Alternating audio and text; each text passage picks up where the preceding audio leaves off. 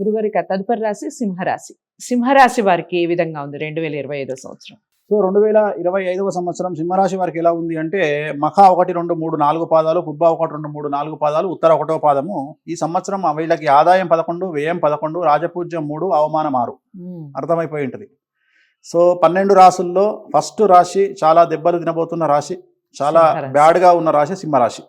సింహరాశి జాతకులకు మరీ ముఖ్యంగా తల్లిదండ్రుల్లో ఒకళ్ళకి ఆరోగ్య భంగములు, లేదా తల్లి తరపు, తండ్రి తరపు, లేదా భర్త తరపు, భార్య తరపు వాళ్ళ సూతకం పట్టాల్సి రావచ్చు.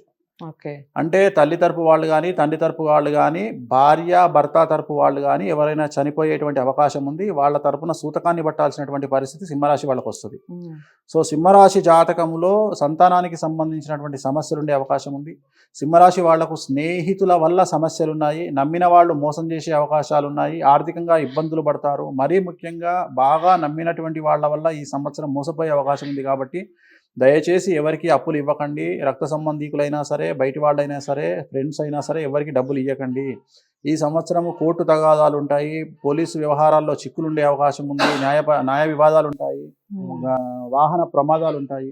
సో ఇలాంటి సమస్యలన్నీ ఈ సంవత్సరం కనిపిస్తూ ఉన్నాయి. స్త్రీలకు మరీ ముఖ్యంగా ప్రేమ వ్యవహారాలు బెడిసి కొట్టొచ్చు. భార్యాభర్తలు కలిసి ఉంటే గొడవలయ్యే, భార్యాభర్తలు విడిపోయే స్థాయికి తీవ్రమయ్యే అవకాశాలు ఉన్నాయి. వ్యాపారస్తులకు ఇన్కమ్ ట్యాక్స్, ఈడీలు లేదా ఇతర ట్యాక్స్ల వల్ల, గవర్నమెంట్ వ్యవహారాల వల్ల సమస్యలు ఉండే అవకాశం ఉంది. అలాగే గవర్నమెంట్ ఉద్యోగస్తులకు ఏసీబీ రైట్స్ అలాంటివి సమస్యలు కనిపిస్తూ ఉన్నాయి.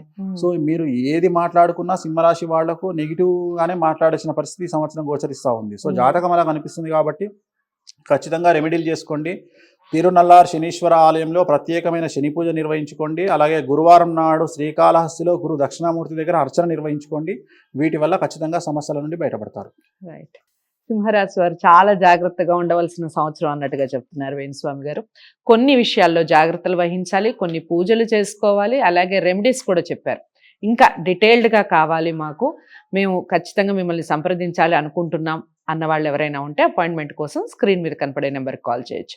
వేణుస్వామి గారు అపాయింట్మెంట్ లభిస్తుంది. మీకు రెమెడీస్ ఎంతకాలం చేయాలి, ఏ విధంగా చేయాలి, పూర్తి డీటెయిల్స్ లభిస్తాయి. మరి వీడియోని సింహరాశి వారు అందరికీ చేరాలి అంటే లైక్ చేసి షేర్ చేయండి, ఛానల్ని సబ్స్క్రైబ్ చేసుకోండి. తదుపరి రాశితో కలుద్దాం. నమస్తే.